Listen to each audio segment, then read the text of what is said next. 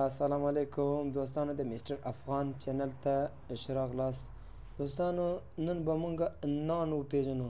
نان یعنی اسم.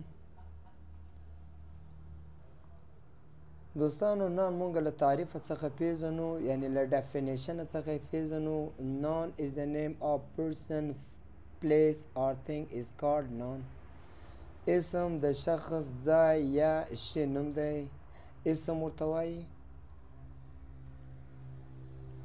مثال example دوستانو مونږ وویل په ډیفینیشن کې noun is the name of person, place or thing is called noun. person دوستانو person یعنی شخص. عیسی خان is our teacher. عیسی خان زموږ ښوونکی دی. په دې کلمه کې له مونږ سره noun عیسی خان سو. عیسی خان له مونږ سره شخص سو. نو په دغه اگزامپل کې له نان څخه مونږ په پرسن باندې خبره کوو، یعنی د اسم څخه مونږ په شخص باندې خبره کوو. نو مونږ وپېژندل عیسی خان is our teacher. عیسی خان زموږ ښوونکی دی. په دې کلمه کې عیسی خان سو زمونږ پرسن سو، عیسی خان زمونږ شخص سو. د نان څخه دوستانو مونږ شی پیژنو. نان thing شی. he likes bicycle. هغه بایسکل خوښوي. په دې کلمه کې دوستانو شی سو هغه زمونږ سره بایسکل سو. thing له مونږ سره بایسکل سو. دا زمونږ په دې کلمه کې بایسکل نان سو، یو شی سو.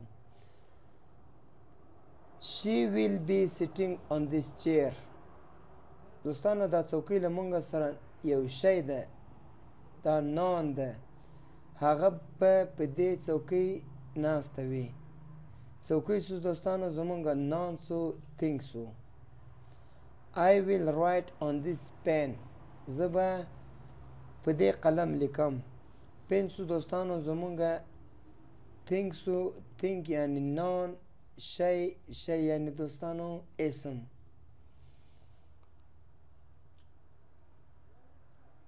place ځای.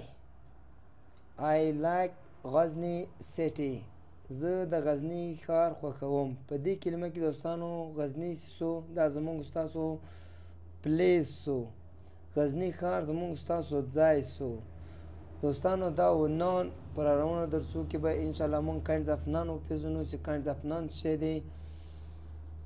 الله دې وکړي ویډیو ستاسو د خوښ وړ وګرځي. چینل سره لایک، سبسکرایب او شیر کړئ.